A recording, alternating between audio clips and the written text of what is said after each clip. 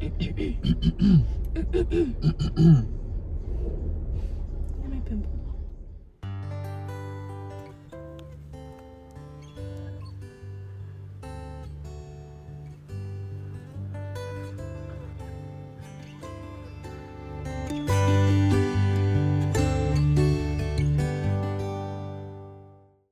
Hi guys, we are back. We are back.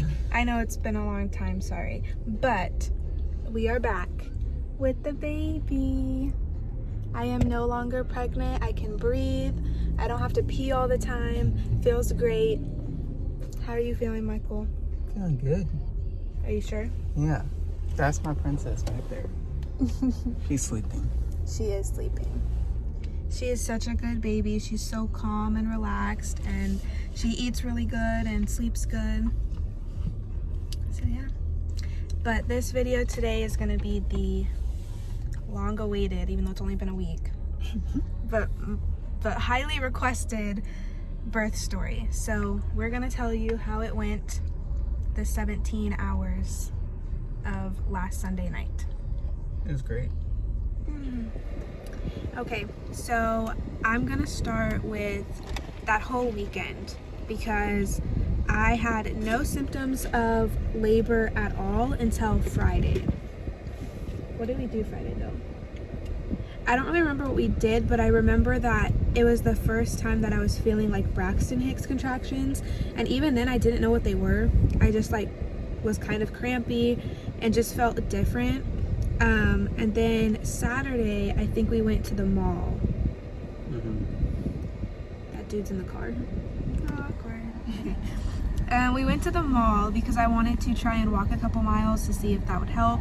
I was like 39 weeks in a day or something. So we walked around the mall. I don't know how many miles that ended up being, like 2? It's like 2. I think it was only like 2 miles. And I was getting I was cramping a little bit, and then we did something else on Sunday where we walked, but I didn't feel anything Sunday, and I was like, okay, I think it's just coming and going. The walking's not working, because I felt perfectly fine on Sunday, except Sunday night I was making spaghetti. So everybody keeps asking, what were you doing when you went into labor? I was making spaghetti. And I remember making the spaghetti and having to sit down all the time because I was feeling like the Braxton Hicks contractions. And it was only it was 8 o'clock, right? Because it was still pretty early when I was making the spaghetti. And I was just kind of like, okay, the cramping's back, the contractions are back. I was timing them just because that's what I was told to do, but I don't think it really mattered at that point because it was still so early. At least I thought.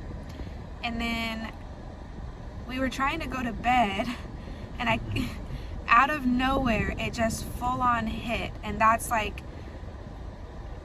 I knew she was coming soon, because it started getting really bad, really long, more consistent. And I was having back labor from the start. What did I say it felt like? I don't know, but you went on a tyrant saying that it's not going to happen now. You just don't want to do it. It's over. Just cancel it. So the thing that threw me off is my contractions. I felt nothing in the front of my stomach or period cramps, nothing like that. My contractions were full back labor, and it was in my booty cheeks. And that was the most uncomfortable pain ever. As the night went on, I was walking around trying to get my mind off of it because we weren't going to bed. I told Michael, you're gonna have to call your work because I think we're gonna go to the hospital tonight. My butt cheeks were, I couldn't do it. So I was walking around the house, but the contractions were so bad that it literally made me stop and clench, and just it took my breath away. And I knew that those were the real ones, and I was having back labor, and that point I got scared because I heard how bad that could be. So then I started getting scared. What is she doing back there? She might be pooping. She might be waking up. So then the night went on a little bit, and then it hit like midnight, and we were not sleeping. I couldn't get comfortable. I tried laying down, and I felt like it made it worse. I was bouncing on the ball. I think that the only thing that really helped me was standing up. I think I tried standing up a lot. She stood over the dresser for a really long time. Yeah, because when the contractions happened, like I couldn't walk, I couldn't breathe, I couldn't do anything. It was just kind of like this huge pain, and so I would just stop and lean on something. So then Michael was like, you should call the nurse, because we didn't know like really all the information on how the times that you need to go, like when you time contractions and stuff.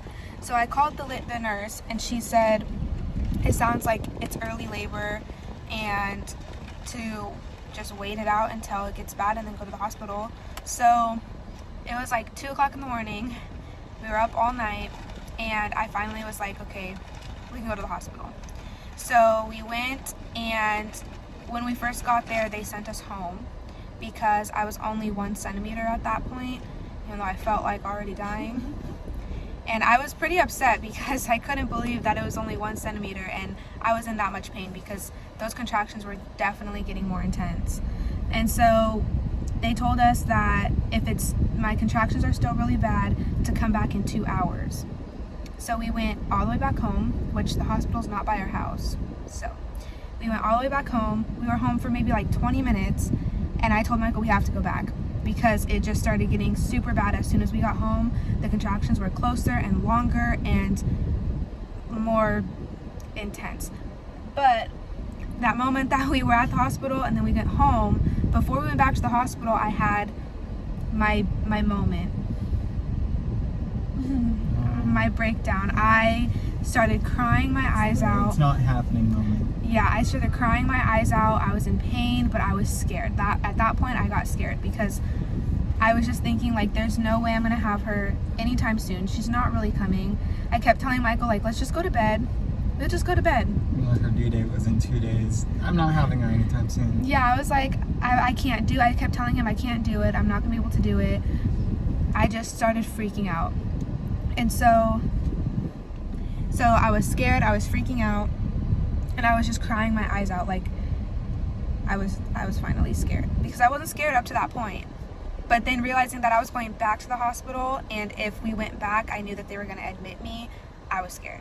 So we went back around like 5 o'clock, right before traffic, thank God. Like right before traffic. Like, this is the way that I going to work. It was right before traffic hit. Mm-hmm. Coffee break. So we get back to the hospital, and they check me, and I was already a 3. So within 2 hours, I went from 1 to 3. And so they were like, okay, we're gonna keep you, we'll go get your room ready. And I just couldn't believe it. I think I don't even know, like, I don't think I comprehended what was happening. And every contraction, I was just holding Michael's hand. They let me stand up and do whatever I wanted, which I stood up for a little bit. But then they were asking about, like, do I want the epidural, and do I want all these other pain things? And the only thing that I got, besides like just the IV, because I was dehydrated, but the only medicine I got was fentanyl, and I only had 3 doses of it, but the last one barely even worked. And I had them between like 4 centimeters and 6, but I don't think did I have it after 6? I think 6 was like my last one, because I had both at 6. Yeah, so at 4 centimeters, because I was like freaking out, like I was literally freaking out, so I told them that I'll take the fentanyl, and it really like relaxed me, calmed me. I was able to take a nap and everything, but once it wears off, those contractions are just so bad. And it was still back labor the whole time. I never had any cramping in the front of my stomach or anything, and that was weird to me. That I was not expecting that. So she's also freaking out because she doesn't like hospitals. Yeah, so I have she has this very irrational fear of hospitals. I hate hospitals. They make my stomach hurt. They make me sick. I hate them so much. So for me, being in a hospital and being hooked up to everything, it scared me even more. So it's so irrational to the point where she thinks that even after all this, the only reason you go to the hospital is to die. So anyway, I was like 4 centimeters, and I was tired. It was like 5, 6 in the morning, didn't sleep. I was walking like the whole day, so I wasn't expecting to like not get sleep and stuff. So I did take the fentanyl just to relax and calm down because I was freaking out at that point. And then they gave me another dose. I think I was like 5 or 6, and then the last dose was like right after that because the contractions were just so much worse. But after that third one and it didn't work, I didn't take any more pain medications at all, and I did not get the epidural. I can't believe I did that. But it was like, dang, what time was it when my water broke?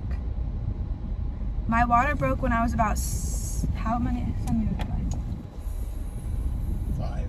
I think I was like 5 centimeters, and I felt everything because I didn't have the fentanyl dose at that point. Like, it was wearing off, but the contractions were so bad that my body was naturally pushing. Like, they told me not to push yet, don't push yet, she's not ready. I was only 5 or 6 centimeters, but my body was like forcing me to push. So about 12:30 is when your water broke. Okay, so it was like 12:30 p.m. on the 15th that my water broke. And it was like, I literally felt like she was coming out. Like, I was pushing so hard, not on purpose though, and I was getting scared because they told me not to push. So I was just getting ready to tell Michael, like, can you let them know that, because none of the nurses stayed in there, they left the whole time. But I was getting ready to tell him to go tell the nurse that like my body was forcing me to push. And before he even did that, this one contraction was so bad and made me push so hard, and I felt so much pressure. And all of a sudden I heard this loud noise, and I'm laying in the bed and I hear this loud pop, and then all the pressure relieves, and it was super painful actually, but then it felt good because the pressure was gone. But this loud pop, and just like water squirted all the way to the other side of the room, literally almost hit the other wall. And Michael was like, he was like falling asleep. He was holding my hand, and like he was watching the contractions on the monitor the whole time. So he was able to tell when I was gonna have a contraction. He would see the numbers rise and he would grab my hand, knowing when I hit 30 that it was gonna hurt me, type of thing. So he was like falling asleep, but he was holding my hand, and I was like obviously squeezing him because that contraction was coming. And so he like looked up, he heard it, he's seen my water break, and then he kind of just like zoned out for a second. And I said, Michael, what was that? And he goes, oh, I think your water broke. And then the nurses came in, and they thought that I had gotten up and went to the bathroom and it broke because it was just all over the place. But yeah, it was pretty cool. it was Once scary. I It literally scared me because it was so loud, and I felt all that pressure. Like, I could have sworn like she just flew out. That's what it felt like. So See, I also wasn't expecting it to be like clear, like actual water. Like, I was expecting some kind of color in it. is he getting fussy? Mm-hmm. So then after my water broke, I think I had one last dose of fentanyl, and it didn't really work, but I was just trying to like relax and breathe. He was the best person to ever have next to you if you give birth. Highly recommend this guy. I didn't think you'd catch that. Anyway, he was like, every time I had a contraction, he was like telling me to breathe, and like, I can't even explain it. Like, he was helping me breathe. And honestly, that's the main thing I would say. Like, if you're gonna go without an epidural or that many medications or something, to just breathe, because the breathing really helps. And he was really good. So anyway, the contractions were really bad though, and I was feeling all of them, and I kept telling him like, I told him I wanted the epidural, and he goes, no, you're almost done. I was like, we don't know how long this is gonna last. I am not almost done. He's like, no, she'll be here any second. And I'm like, Michael, you don't understand. And he just kept telling me no, which is what I told him to do. I told him that like I didn't want it, and I was set on not wanting it, so I wanted him to always change my mind and tell me I didn't need it, and he did. But at one point I really wanted it, and he told me no.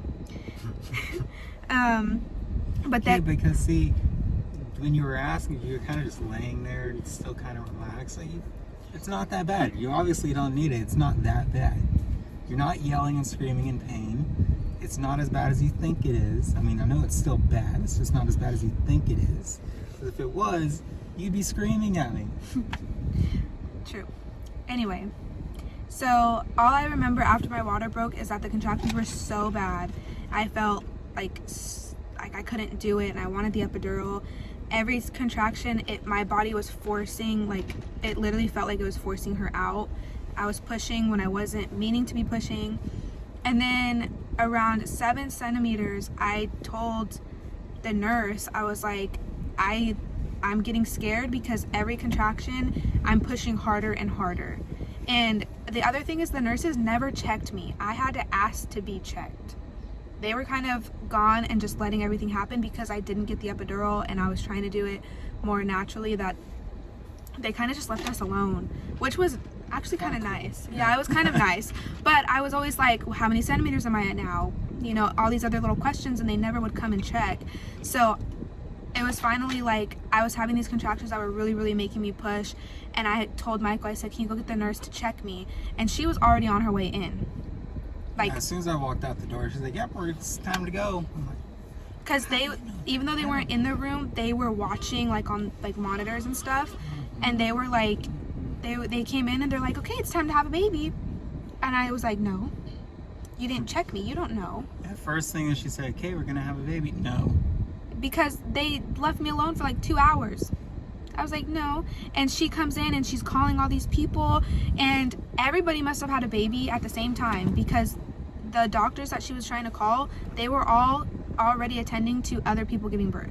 So she had to call someone completely different, I guess, and that doctor came in, they're all suited up, and I'm literally just on the bed like, this all happened within 5 minutes.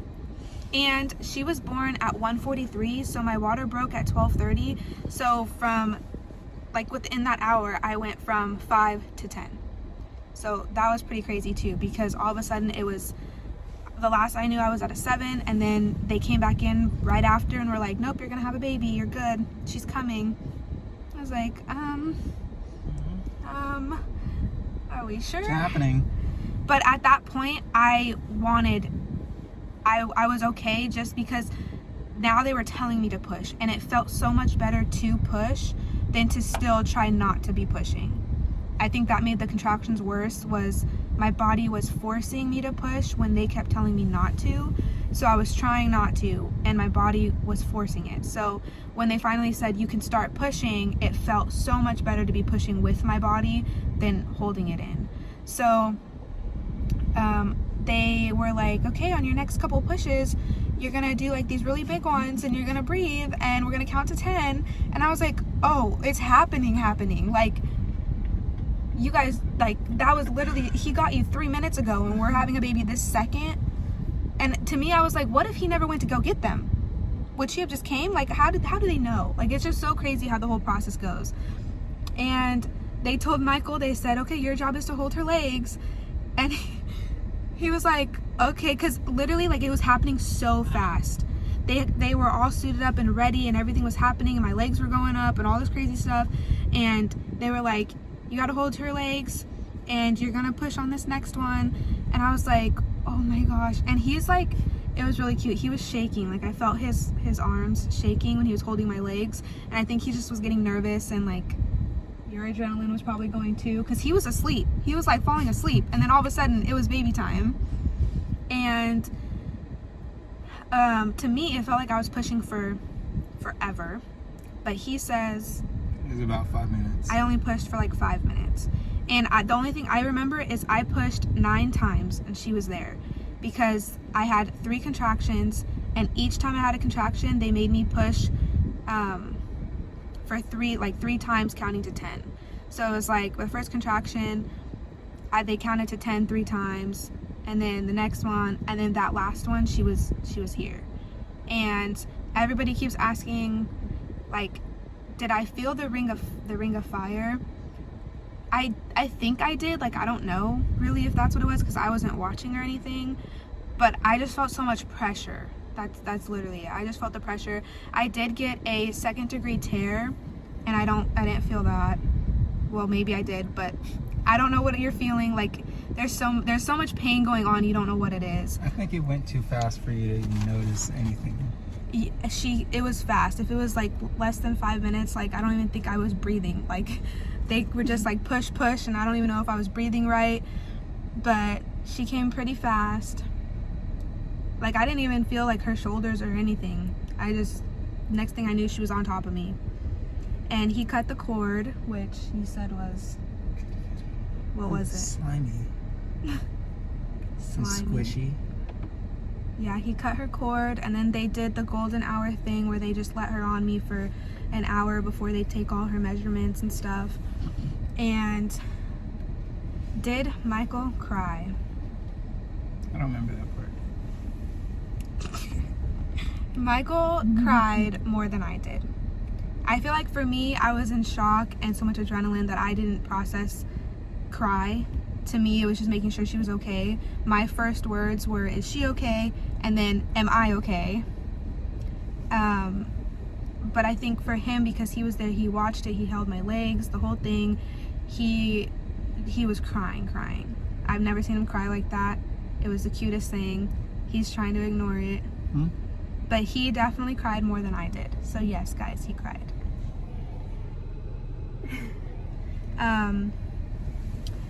What were some of the other questions? People just keep asking me, like, how did I do it without the epidural? The fentanyl helped, I will say that. But it only helps for like 30 minutes. And then it wears off. And I've heard different things. My nurse said I can only get it 3 times. But other people have said that they get it multiple times. So that was weird. But I only had 3 times, and the last time didn't really work. But my number one piece of advice is to breathe. Like, that really, really, really helps to breathe through the contractions. I think if you plan on not getting an epidural, is to hold off on all medication as long as possible, because that's what helped her. Yeah, so I was saying no to everything until I literally couldn't, and then I finally got the fentanyl when it was getting pretty bad. But because I could, first breaking point of wanting the epidural, I got the when fentanyl. she got the fentanyl, and it worked. So I was like, cool, chilling, took some naps. But like I said, they only gave me 3 doses, and the last one didn't really work. So by the time I was ready to push and everything, I didn't have anything.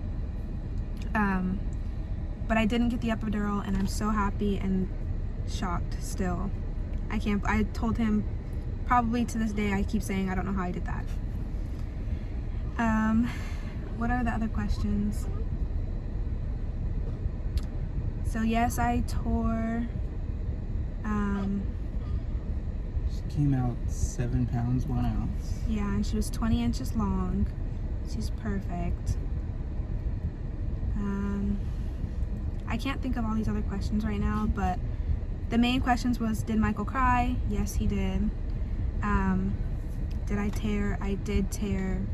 Got a 2nd-degree tear. And that was just kind of our story. So it all happened pretty fast. I was in early labor and labor for 17 hours, but I was only in active labor for 12. So within 12 hours, all that happened. And within the last hour, I went from 7 to 10, water broke. Actually, no, my water broke at 5, so 5 to 10 within that last hour. So the longest part of it was getting from 5 to 6. Yeah, that part took long. Another thing I would say is, if you don't want the epidural, to really, really tell yourself that from the beginning, and tell your nurses right away, and just really have your mindset on the fact that you don't want it. Because even at the hospital, they told me that a lot of people, if they're open-minded, they end up getting it. If they're set to not having it like I was, then they always push through, and it's a big moment, and it was. I'm so happy I didn't get it. I have nothing against it, I just didn't want it. Also have somebody who's not gonna let you get it. That helps too. Yeah, he kept telling me no. Obviously I probably could have told the nurse, but Again, if it was that bad, she could have told the nurse herself. Yeah, and then another thing is, I think for me, I was thinking in my head that the pain was going to be so bad that when it happened, it actually wasn't as bad as I was thinking it was going to be. Like, it's bad, but I think for me, I was thinking like, okay, I'm really going to die today. It's going to be the day I die. It's going to feel like I'm breaking a million bones, like all this kind of stuff.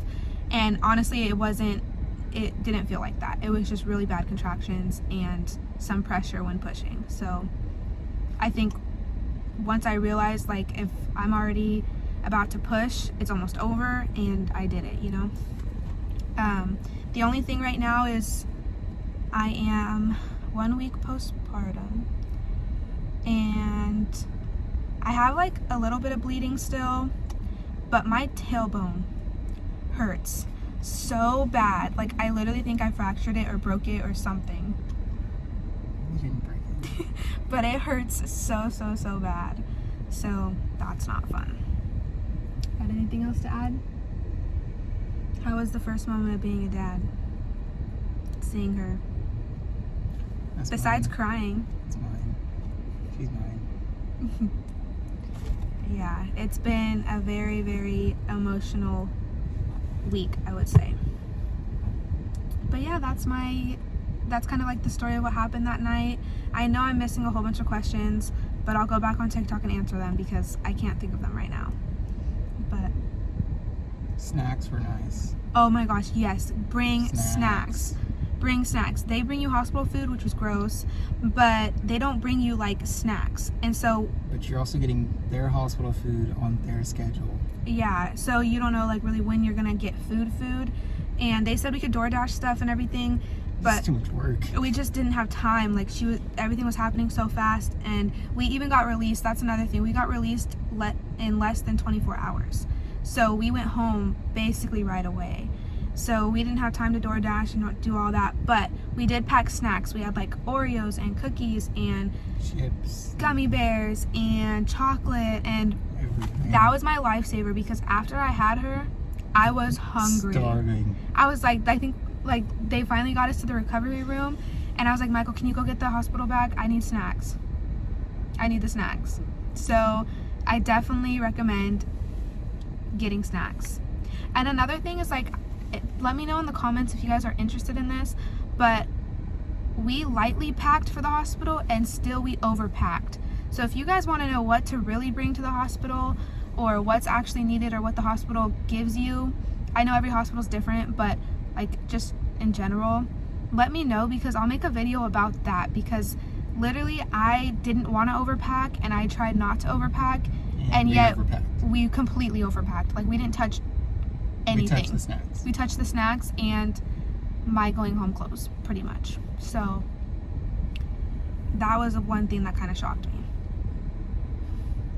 Okay, well, we will be back with another video, and okay, the next video she'll be in it more. She's sleeping, but I wanted to get the story about what happened that night out. So yeah, we will be back with another video. Bye guys. Stay positive.